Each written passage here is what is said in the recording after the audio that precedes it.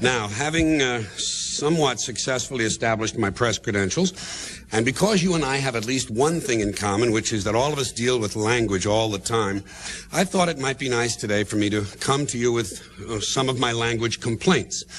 Certainly not to blame them on you, although, of course, you are implicated.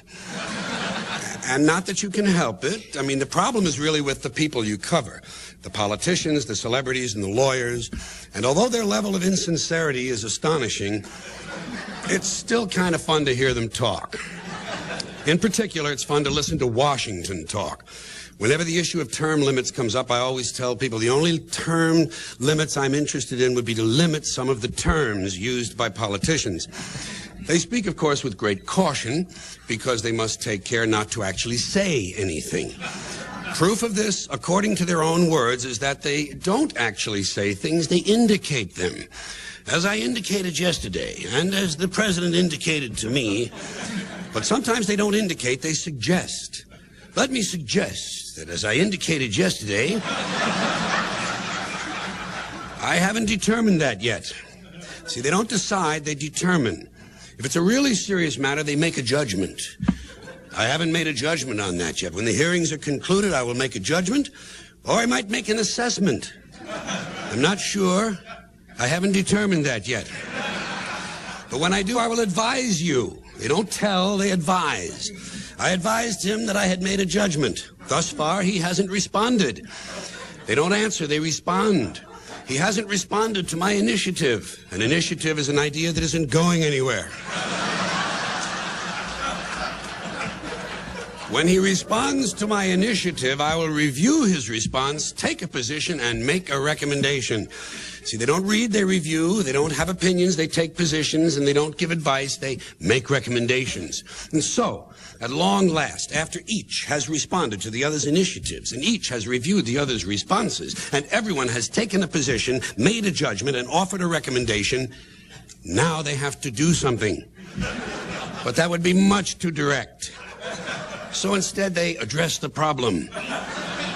We're addressing the problem, and we'll soon be proceeding. That's a big activity here in Washington. Proceeding. They're always proceeding or moving forward. A lot of that goes on. Senator, have you solved that problem? Well, we're moving forward on that. And when they're not moving forward, they're moving something else forward, such as the process. We have to move the process forward so we can implement the provisions of the initiative in order to meet these challenges. No one has problems anymore. Challenges. That's why we need people who can make the tough decisions. Tough decisions like how much soft money can I expect to collect in exchange for my core values?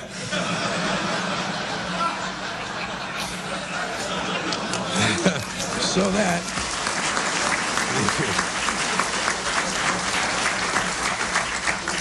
that I can continue my work in government. Of course, no politician would admit to such a lowly station as working in government, serving the nation. I'm serving the nation. Another favorite distortion is public service. I'm in public service. I like America, don't you? The food is great, but the public service is terrible. Now, folks, a question for you. Do you think it's possible that one of these politicians, whose judgment is so poor that he honestly thinks of himself as serving the nation, might occasionally be expected to indulge in a little patriotism? Huh? What do you think? Well, of course, not only is it possible, it's inevitable, and that's when he's at his very best. That's when he trots out the really good stuff all across this great land of ours. The greatest nation on earth, the greatest nation in the history of the world. And in times of military crisis, you can be sure that someone in a suit in this town will eventually plant himself in front of a camera and carry on a great deal about the most powerful nation on the face of the earth. Now, normally, during peacetime, the politicians will refer to people in the military as our young men and women stationed around the world. But in wartime, they quickly become our brave young fighting men and women stationed halfway around the world in places whose names they can't pronounce, wondering if they'll ever see their loved ones again. For added emotional impact, sons and daughters can always be substituted for men and women. And so I think we can sum this up by saying that where the military is concerned, the extent of a politician's insincerity can be measured by how far around the world our soldiers are stationed and whether or not any of them can pronounce it. Incidentally, another way of expressing this sentiment is to say we're sending our young men and women to places the average American can't find on a map. I've always thought it was kind of funny and somewhat out of character for a politician to go out of his way to point out the low level of American intelligence when, indeed, his very job depends upon it. It would seem to fly in the face of that other rhetorical standby of theirs. The American people are a lot smarter than they're given credit for. This is said with a straight face, although it is obvious, of course, that the proposition is being stated precisely backwards. But the politicians, God bless them, or something like that, they're at their most entertaining when they're in trouble. When they're in trouble, their explanations usually begin simply with words like miscommunication. What did you do wrong, Senator? Well, it was a miscommunication. Or I was quoted out of context. Better yet, and more ironic, they twisted my words. Such a nice touch. A person who routinely spends his days torturing the language complains, they twisted my words.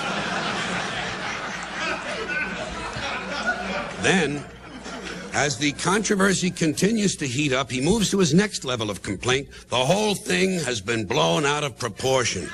It's always the whole thing. Apparently, no one has ever claimed that only a small portion of something was blown out of proportion. Has to be the whole thing.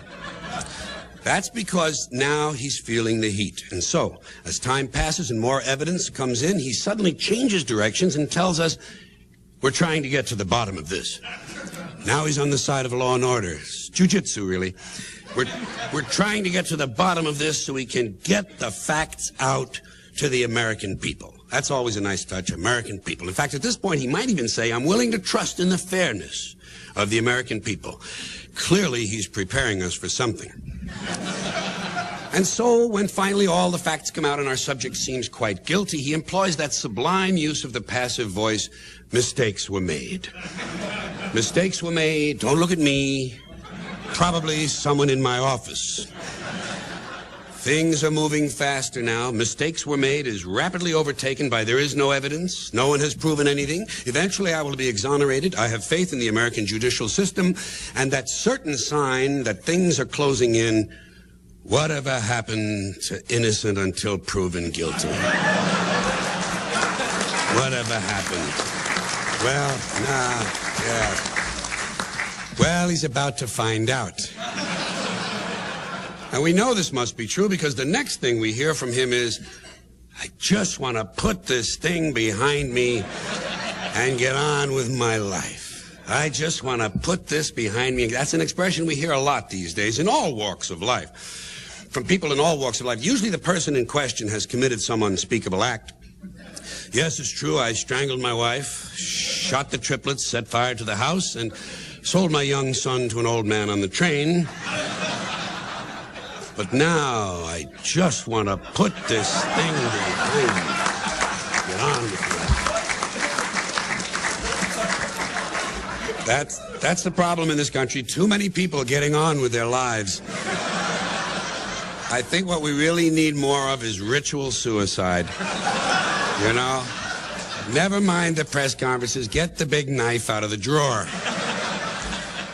Personally, what I want to do is I want to put this thing behind me and get on with my life, thing behind me and get on with my life. I'll repeat that for you. Personally, I want to put this thing behind me and get on with my life, thing behind me and get on with my life.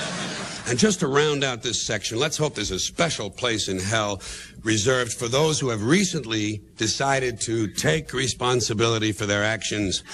That's the big thing now, taking responsibility for your actions, like it's a recent discovery. You know, he's taking responsibility for his actions. Well, isn't that wonderful? Ask him if he's willing to take responsibility for my actions, along with my alimony, my car payments, and my gambling debts.